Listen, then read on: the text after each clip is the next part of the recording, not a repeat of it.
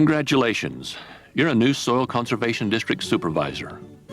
You've been elected by fellow farmers and ranchers to take an active role in protecting your area's resource base, the soil and water on which all life depends. Today, the public increasingly recognizes the value of conserving our natural resources to ensure an adequate food supply and healthy resource base for future generations. Your role as a new Soil Conservation District Supervisor is to represent the public in this important area. You may have questions about your new role and your responsibilities. This program has been created to provide you with those answers. We're only going to give you a whirlwind tour. The accompanying booklet and fact sheets will help fill in the gaps, and don't be afraid to approach experienced supervisors with questions. It sounds sort of basic, but first, what is a soil conservation district? A soil conservation district is a legal subdivision of the state of Utah. Its boundaries are based on major watershed or county lines. A soil conservation district is governed by a board of 5 supervisors, like yourself, elected at large from within the district. The soil conservation movement grew out of the Dust Bowl days in the early 1930s, when soil erosion created an unprecedented ecological disaster. President Franklin D. Roosevelt recommended that all states pass legislation allowing the creation of soil conservation districts. Utah passed the state's Soil Conservation District law in March 1937. Today, Utah has 38 soil conservation districts, divided into 7 zones. Each district board holds regular, open meetings to direct the district's business. A soil conservation district supervisor is responsible for local soil and water conservation programs, just as elected county officials are responsible for county services or school district boards are responsible for education. What are the duties and powers of a soil conservation district? A soil conservation district's purpose and powers are defined in the Utah Soil Conservation District Act, which can be found in the Utah Code. Basic legal powers and duties of a district are: devise and implement programs and projects to prevent soil erosion, flood damage, and water pollution. Make recommendations to land users on land use practices needed to conserve the soil and water. Disseminate information about resource conditions and problems. Acquire property when necessary to help ensure the conservation of natural resources. Utah soil conservation districts are the link between the private land user and government agencies concerned about soil and water resources. A key responsibility of a soil conservation district supervisor is to approve funding and conservation plans for farmers and ranchers. These landowners who voluntarily choose to participate in conservation programs are called cooperators. Now, you most likely aren't an engineer or an expert on government programs providing financial assistance to landowners. How can you accomplish the Soil Conservation District goals? Where can you turn for help? Recently, partnerships have been forged with other organizations and government agencies to help you provide farm and ranch operators with the assistance they need. You'll find representatives of these agencies and organizations at many of your Soil Conservation District board meetings. We encourage you to work with your partners when issues arise requiring specialized expertise. One organization you will come to know well is the Utah Association of Conservation Districts, or UACD. This nonprofit statewide organization is really an outgrowth of the districts themselves. UACD was organized in 1948 by the districts to provide information to its members and support the district's work throughout the state. Another agency that works very closely with the soil conservation districts is the USDA Natural Resources Conservation Service. NRCS staff draw up plans for conservation measures such as animal waste storage facilities and irrigation systems. Many soil conservation district meetings are held in USDA service centers. A third key partner is the Utah Soil Conservation Commission within the Utah Department of Agriculture and Food. Funding for the district's operations, as well as state conservation policy, comes from the commission. In addition, Utah State University Extension specialists and agents assist the districts with information and education. Sound complicated? It may be confusing to you now, but in time, you'll come to understand each partner's role. One thing is clear. The goal of the districts and their partners is the same: to conserve our valuable natural resources.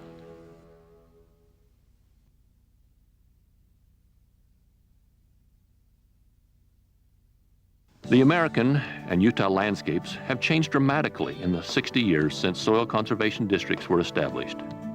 Many farmers and ranchers now make widespread use of conservation practices, such as planting permanent cover on highly erodible land or leaving crop residue on bare fields. Additional natural resource challenges are coming to the forefront, and soil conservation districts must continue to respond to issues such as non-point source pollution and other water quality concerns. The districts are helping farmers and ranchers rise to the challenge of proper animal waste management and rangeland practices that prevent deterioration of water quality in Utah's rivers and lakes. As a soil conservation district supervisor, you'll be called upon to address natural resource problems that may be occurring in your area. Examples of the most pressing non-point source pollution concerns the state faces today include animal waste management, stream bank stability associated with animal use, rangeland erosion caused by overgrazing, increasing soil salinity, irrigation water management, silviculture or timber harvest practices, and urban stormwater runoff. How does the district obtain the support, technical assistance, and funding to address these local resource problems? Through staff support, technical expertise from your partners, and knowing where to look to find funding for these conservation projects. We'll get to that later. First, let's look at an example of a successful project. Chuck Gay is a cooperator who has worked with the soil conservation districts to implement conservation practices on his land in northern Utah. When we started, the land had been used for years and years and years, and this was a property that was sort of a catch-all, and actually was part of a dairy in the beginning, and it was a place to put dairy heifers and other kinds of animals, or steers and that sort of thing in the spring. There was a lot of soil loss here. Plant cover was not good. We were dealing with lots of erosion, lots of raw gullies. As you can see, it's hilly, it's rolling hills. Water moves rapidly off of this. The soil is fragile. And so we could see that we really had a lot of work to do. So we sort of prioritized what we thought were the worst to the best situations. We started with the worst, tried to control the erosion. We did a lot of reseeding. We have planted thousands of forage shrubs. We've developed the springs, which resulted in this water system.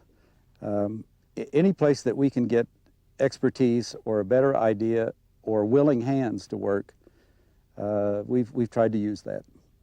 And so we think it's paid off. In the 4 years that we've been working at this, we think we see a decided improvement. Chuck Gay, with the support of his local soil conservation district and other partners, put conservation practices on the ground. He is one of thousands of landowners who are working to conserve our state's valuable natural resources. There are many other success stories as well, but there's also still much work to be done.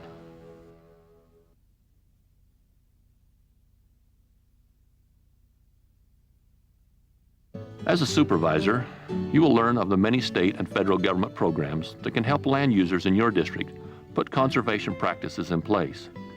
We all know money is a critical factor in agricultural operations. By putting land users in touch with these government programs that provide funding as well as needed technical expertise, you are ensuring a positive impact on the natural resources in your area of the state. Earlier, we listed some partners who can help in your conservation work. Here are programs that can help provide funds and technical assistance. The supplementary materials accompanying this training tape list detailed information about these programs and provide names and phone numbers for you to contact for application forms and more information. Several programs are federal cost-share funds. Some are low-interest state loan programs. Each has its own criteria and application requirements. These programs make up your toolbox for solving natural resource problems as well as community problems. Government officials want to work with the Soil Conservation District to solve our natural resource problems. Bill Yellowtail, EPA Region 8 Administrator, has this to say about the important role of Soil Conservation District supervisors. Local people know best. A federal initiative cannot proceed without understanding that basic truth. A Soil Conservation District supervisor represents the local farmers and ranchers. As such, the federal agency has to work hand in glove in true partnership with the local community and local producers. A Soil Conservation District supervisor has to be a leader and a communicator. A leader to mobilize the energy of local farmers and ranchers, and a communicator to serve to be the link between the local community, the farmers and ranchers and producers, and the decision makers and resource providers. As a new Soil Conservation District supervisor, you've taken on the responsibility to watch over and help improve the soil and water in your area. It's a big job, but as you've seen, you have many able and willing partners to help you put conservation on the ground. Your efforts will ensure a promising future for everyone. We all rely on the land to provide our sustenance. So, from all of us and from all of the generations to come, thank you for your efforts. I've been in the livestock business for a long time, and being in the range management profession, I and my family have a very deep and abiding interest in protecting the soil resource, the primary resources of the land. We like raising livestock, but the fun part of it is to me, the management part. It's the manipulation of the plant community. It's the improvement of cover on the soil resource. It's the erosion control activities.